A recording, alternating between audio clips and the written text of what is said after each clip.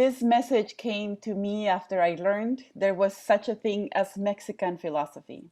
I knew that Mexico has and has had great thinkers, but I had never thought of their work as a school of thought. But then one day I came across an article by Carlos Alberto Sanchez and Roberto Eli Sanchez Jr. titled "To be accidental is to be human," on the philosophy of Mexicanness. It was an interesting reading, and inspired by it, I bought the book Mexican Philosophy in the 20th Century, Essential Readings, and read Emilio Uranga's essay on the ontology of the Mexican. This first part of the message is a bit abstract, as conversations are when we touch on the subject of being. But please stay with me. I promise you it is just at the beginning and in order to set some context. As a broad definition of ontology, I draw on this one from the Stanford Encyclopedia of Philosophy. We have at the least two parts to the overall philosophical project of ontology. On our preliminary understanding of it, first, say what there is, what exists, what the stuff of reality is made out of, and secondly, say what the most general features and relations of these things are. So, ontology, we're talking about being, reality, becoming. In an introduction to the work of Mexican philosopher Emilio Uranga, Carlos Alberto Sanchez and Roberto Eli Sanchez Jr. comment on Uranga's work about the Mexican as accidental. And I quote, "At the center of Uranga's ontology is the difference between substance and accident. A substance is that which endures and survives change. It is what remains the same despite change, the thing itself, which is characterized by permanence. By contrast, an accident depends on a substance for its existence, and it is, by definition, impermanent. Apply to the human being, this ontological difference manifests itself in the feeling of power, a sense of self-sufficiency and permanence on the one hand, and a fundamental sense of insecurity and impermanence on the other hand. In historical terms, it is the difference between the modern European's belief in her power over nature and the inferior human beings, and the various forms of Mexican dependence and self-denigration. They say, to be accidental is not the tragic fate of Mexicans.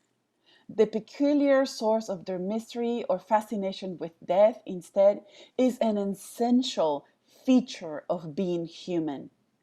In other words, if Uranga is right, the belief in the self-sufficiency or substantiality of human existence that defines modern European history, a belief that provided Europeans with a justification for a history of conquest, colonialism, exclusion, and exploitation, is not just mistaken or false, it is inhuman. To be accidental, that is, to be impermanent and to be dependent, is to be human. At some point, I was discussing the possibility of starting a Spanish meditation class at the church I was serving in Chula Vista. In my conversation with the teacher, the instructor, who had been facilitating a group in Spanish for many years and who was well acquainted with the culture, she said, "Well, with Latinos, I don't have to spend too much time talking about impermanence. They already understand it. It's part of their culture." And it is true. Most people understand the idea that change is a constant, that moving is part of life, and that good and bad fortune are only temporary. This doesn't mean that people can deal with difficulties better or that they have it all figured out. It's just that these attitudes are part of the culture itself. The last time I was in Guadalajara, I couldn't help paying attention to the tentative language that surrounded me. People spoke in the future in tentative terms, never as a given. Even when they say things like, oh, let's meet on Tuesday for lunch, they tended to end their sentences with God willing, ojalá, or something similar. Because change is always hovering around. Now, perhaps many of you were already familiar with the song Cantares. This song was composed by Joan Manuel Serrat, a Spanish singer, using a poem of Antonio Machado, a famous 20th century Spanish poet. The song, as many are in the Spanish language, comes from a tradition of deep thought made song. Cantares has become a hymn for many in Spanish-speaking countries. Machado's poetry was inspired by his own experience of loss, forced migration and exile, and love. And I want to talk about two main ideas I identify in this song. One, of course, impermanence, and the idea of forging one's own path. Impermanence is the first idea in the song Cantares. Everything passes and everything remains.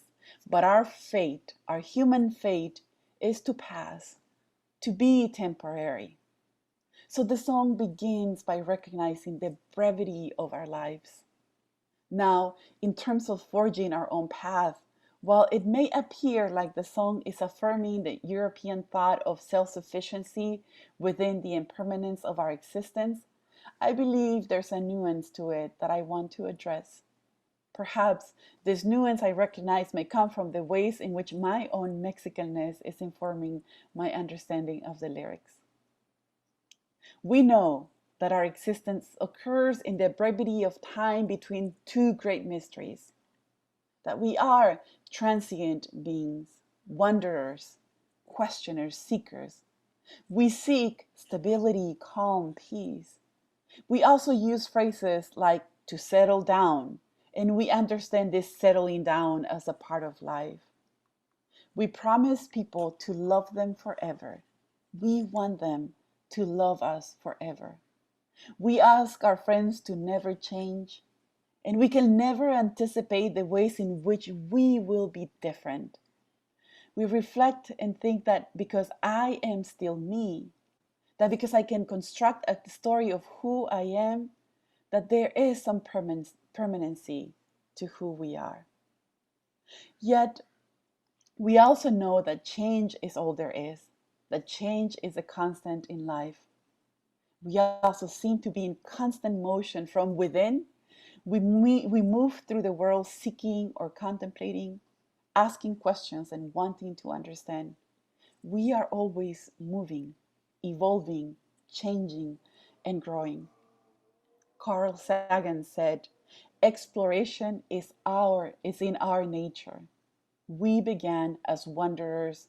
We are wanderers still. Wanderers literally as we move through and between physical spaces and places, and wanderers as we seek and explore the meaning of life and of all things around us. Perhaps what makes a difference once we understand this is how we wonder, how we explore, and what we do with the knowledge and wisdom we find in the process. In a world where there seems to be a clear path to success, where our young and everybody is given a traced path to follow that supposedly will ensure a positive outcome. The message of people forging their own path is often understood as the individual's responsibility. And our capitalist culture has created an idea of success and sells it as a one-size-fits-all formula.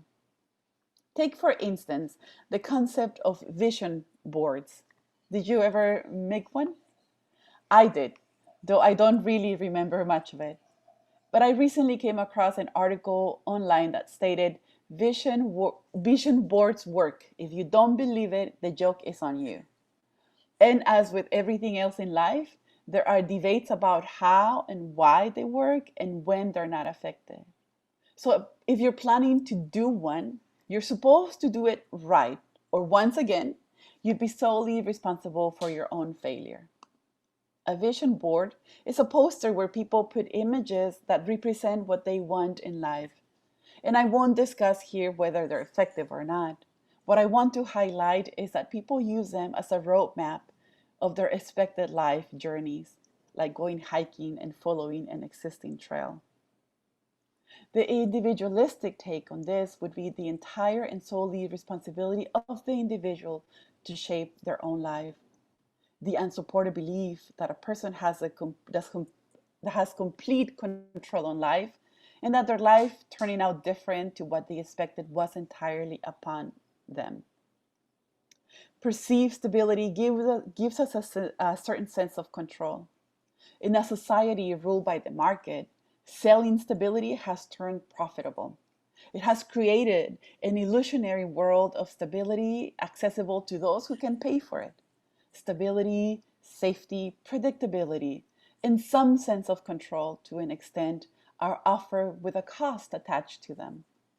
But if this sense of stability is only available to some and not to all, what does it tell us about life, about how real they are?